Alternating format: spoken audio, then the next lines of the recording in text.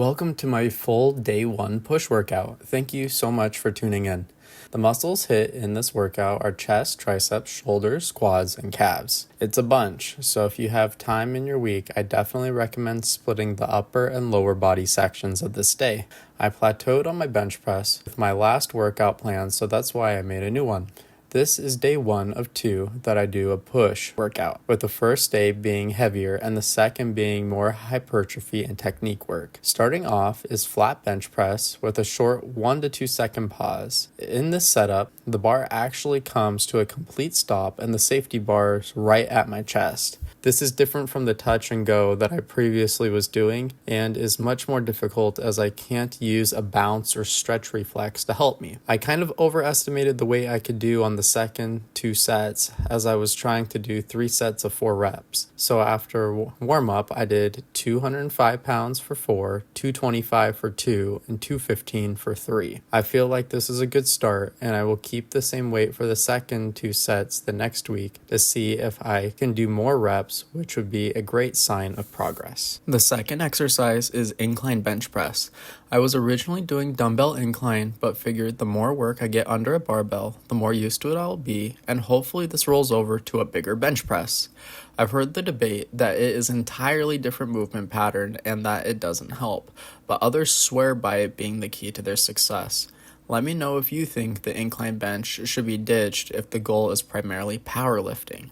I still see it at least recruiting all the chest muscle fibers from a different angle, which I feel helps build better overall functional strength. This day I did 2 sets for 185 pounds for 5 reps and 175 for 5 reps. The third exercise is 2 sets of close grip incline bench press 6 to 8 reps. My first set was 155 for 6 and second set 135 for 6. This is more tricep focused, and I also do this on my second push day on the flat bench. It's included in both days since it has me stay under a barbell, allowing more technique practice in addition to training my triceps, which must become strong for a bigger bench press. By this time, my chest is already pretty cooked, and I can't try to flare my elbows and compensate much with it, which forces more triceps to be primarily engaged. Also, this is why this exercise comes after most of my chest exercises. The final chest exercise is the floor press, 2 sets, 6 to 8 reps, which comes after the close grip, more out of convenience, not needing to come back to set up the incline press again for close grip. I do 185 pounds for 8 reps and then 185 for 6. I would have done free weight, but none of the squat rack safety bars go low enough at my gym, so I opted for the Smith's machine. This isn't bad though, as I can load up some more weight not being focused on stabilizing the bar. This movement might not be for you if you're going for just hypertrophy. However, this is good for coming to a complete stop at a different part of the bench press movement and getting used to pushing through at that depth. It really helps with the grindy heavy bench press reps that fail when the weight is about halfway up. Following this exercise, I smoke my triceps the rest of the way with 3 sets of 6 to 8 tricep rope extensions. I do 47.5 pounds for 8 reps, 62.5 pounds for 7 reps, and finally 57.5 pounds for 6 reps. I don't see this exercise or any of the rest of this workout as bench press focused, but I don't believe in ignoring muscle groups. However, I do believe that a bigger muscle has more fibers that can be recruited and become stronger, so this hypertrophy work can help. When I do tricep extensions, I have my torso leaning forward, trying to keep my chest up, scapula contracted, and butt back.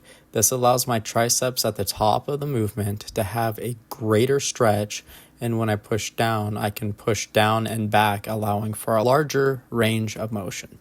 The final upper body exercise is lateral raises with the machine, 3 sets of 8 to 12 reps. I do side delt work with lateral raises more for aesthetics since they build a more appealing and strong frame.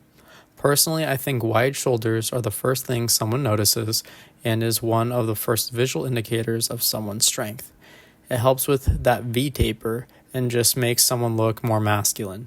Set 1, I do 95 pounds for 8 reps, set 2, 95 for 8, and then set 3, 80 pounds for 8. Next up is the leg portion of this workout. As I said earlier, if you have more days of the week to work out or have a dedicated leg day, I definitely would advise to divide this workout up. However, if you have limited days you can work out, then it's got to be done. I warmed up my legs next, and here you'll see 3 sets of 4 reps of squats. Set 1 is 265 pounds for 4, set 2, 275 for 4, and set 3, 285 for 4. I did put my weight belt on, and that last set definitely felt easier than the second. When it comes to getting used to overloading with heavier weights and safety, I definitely recommend using a belt if you don't. Being able to lift heavier loads with the assist will set your body up to being able to eventually handle the loads without it. It only will become an issue for raw strength potentially if practicing poor technique or if used every time, like during warm-up and lighter working sets. Following the squats is 3 sets of leg extensions. 10 to 12 reps heavily focused on the eccentric for 3 to 5 seconds each. If you aren't used to slowing down, then this will definitely be a different feel. I have been used to pushing through quick reps for the last 10 weeks, so the slow in tempo, as you can see on my face, gives a special kind of feeling. The slow eccentric reps are also usually safer for almost all movements. They do, however, come at the cost of ego, as the weight will definitely need to be lowered. It was rough, but this increased my intensity for the workout, and the reward for the pain definitely feels worth it. I did 130 pounds for 11 reps the first set, 145 pounds for 10 reps the second 2 sets. The second to last exercise is the abductor machine for 1 burnout set. I started with 160 pounds and decreased the weight by 2 pins each time I met failure. The hips are often missed and a big weak point for many. Working them can help increase strength in the squat. I've seen a lot of people struggle when first squatting due to weak hips causing their knees to buckle inward. This is just one variation that can help strengthen them. But if you don't have a machine, for example, consider using a band around your knees and practice pushing your knees outward while doing body weight or lighter barbell squats. The final exercise is 3 sets of single leg calf raises, 6 to 12 reps into 25 tibialis raises. You only see me here for the first set as my phone died partway through. Just remember, don't bounce while using your Achilles tendon when doing these.